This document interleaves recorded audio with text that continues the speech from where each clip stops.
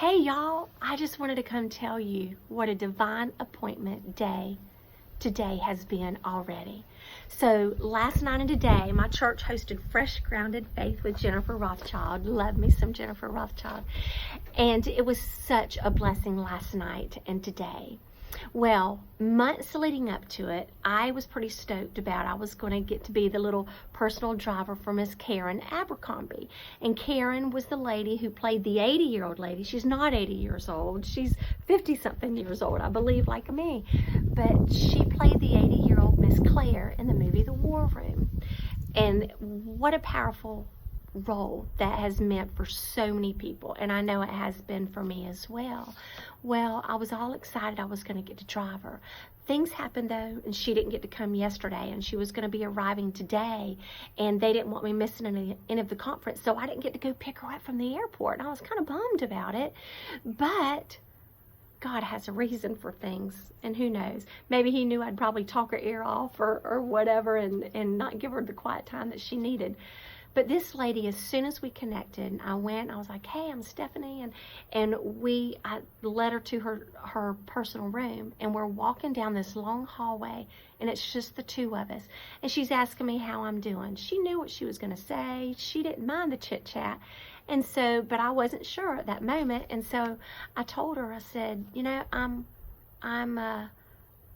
doing great. Life is good. This is a great conference. I said, but you know, I'm surrounded by turmoil, and I'm thinking about all kind of different things that's going on in my life with people that I just truly, truly love. And so I've mentioned to her about my father-in-law, Wayne, and many of you that follow me on Facebook on the Soaking Up the Sun has reached out, and you've been praying for him because we're waiting some test results come Monday. So continue those prayers. Well, she grabbed my hands, she closed the door, she took me by the hands, and she just started praying out loud. The Miss Claire part, it felt like, but this is how truly Karen is. And she was just praying over me and praying for my father-in-law, and it was a precious time. And it wasn't until later it hit me. I was like, man, I have Miss Claire from the War Room embracing me and praying for my father-in-law, and that was just it was such a beautiful time. There wasn't many words that needed to be said between us in the privacy of my car. It was a sisterhood and kindredship right away, and she knew how to pray and what to say. And before that, though, listen to this other divine appointment. So before that, she hadn't arrived yet, so I wasn't on duty, but I'm sitting there. And it was before the break of this conference, and they were saying, you know, you can come up to the altar and you can pray, and we have encouragers that'll be joining us. I don't even think I waited for the encouragers to get down there. I went straight down, got on my knees, and just started praying for the heaviness of my best friend and her, what they're going through, and my family members and what they're going through, and I'm just praying, and I'm praying for my father-in-law. And right then, after I'm just boo-hooing, I felt this lady put her hand on my shoulder, and my hair was all down, you know, you couldn't see who I was. I looked like Cousin It. And she put her hand on my shoulder, and she goes, I'm an encourager. I'm here to pray with you. So I did my hair back like that, and I looked up, and it was this lady, Miss Peggy. And Peggy looked at me, and she said, Stephanie, well, y'all, here's the deal. Early this morning, I got a text from my mother-in-law that said, if you see Peggy today, please let her know that I'm praying for everybody, and give her a big hug for me. Out of over 1,300 women that were there at that conference, the person who tapped me on my shoulder was Peggy.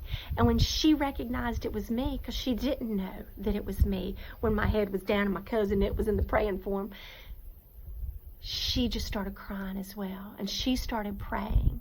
And then at the end, I'm like, well, do you need some encouraging? Because she was in the midst of praying too.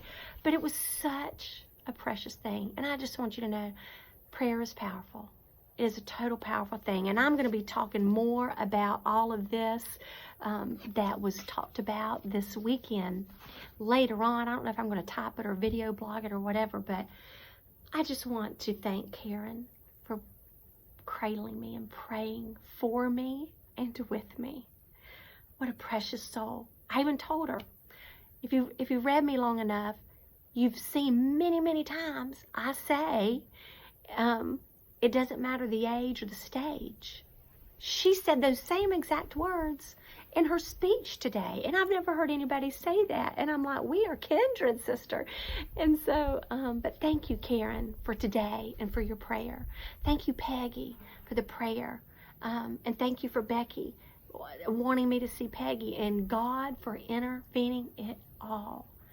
So that's it. I just want you to know that God has divine appointments for you. Keep your eyes open. Always be praying.